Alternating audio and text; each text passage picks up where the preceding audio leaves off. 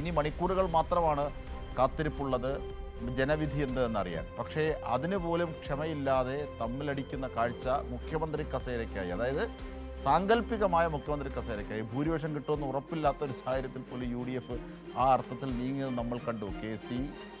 VD Satheesan, KC Venugopal, VD Satheesan, Ramesh Chennithala. ഇപ്പോഴിതാ രമേശ് ചെന്നിത്തലയുടെ അനുയായികൾ ഹരിപ്പാട്ട് തീർക്കുന്ന കാര്യങ്ങൾ കൂടി കാണാം. അത് സതീശൻ്റെ ഫ്ലെക്സുകൾ നശിപ്പിക്കുന്നു. അത് ചെന്നിത്തലയുടെ അനുയായികളാണെന്ന് അറിയില്ല, പക്ഷേ ചെന്നിത്തലയ്ക്കായിട്ട് ആലപ്പുഴ ജില്ലയിൽ കുർബാന സംഘടിപ്പിക്കുന്നു. അപ്പോൾ ഇങ്ങനെയൊക്കെ പ്രത്യേക പ്രാർത്ഥനകൾ നടത്തുന്നു. ഇങ്ങനെ ഓരോ വിഭാഗമായി തിരിഞ്ഞ് കൊണ്ടാണ് അവിടെ നീങ്ങുന്നത്. ഇനി ആലപ്പുഴയുടെ അത്തരം വിവരങ്ങളിലേക്ക് കൂടി ഒന്ന് പോകാം. രമേശ് ചെന്നിത്തലയുടെ മണ്ഡലമായ ഹരിപ്പാട്ട് കരുവാറ്റയിലാണ് VD സതീശൻ്റെ ഫ്ലെക്സുകൾ നശിപ്പിച്ചത്. ടീം UDF കരുവാറ്റ എന്ന പേരിൽ ഫ്ലെക്സുകൾ ഇന്നലെ രാത്രി സ്ഥാപിച്ചതാണ്. അതാണ് നശിപ്പിച്ച നിലയിൽ കണ്ടെത്തിയത്. ഷാജഹാൻ വിവരങ്ങളുമായി ചേരുകയാണ്. ഷാജി, എന്തൊക്കെയാണ് ഈ സാങ്കല്പിക അധികാര കസേരയ്ക്ക് വേണ്ടിയുള്ള തർക്കങ്ങളുടെ ആലപ്പുഴയിലെ ഇന്നത്തെ ചിത്രം?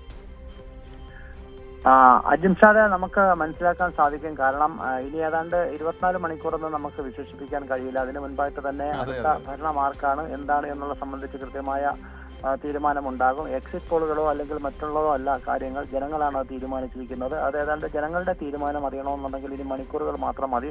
പക്ഷേ അതിനു മുൻപ് തന്നെ എക്സിറ്റ് പോളുകളുടെയുമൊക്കെ അടിസ്ഥാനത്തിൽ ഇപ്പോൾ തന്നെ UDF ക്യാമ്പുകൾക്കുള്ളിൽ മുഖ്യമന്ത്രിയെ തീരുമാനിച്ചു കഴിഞ്ഞു.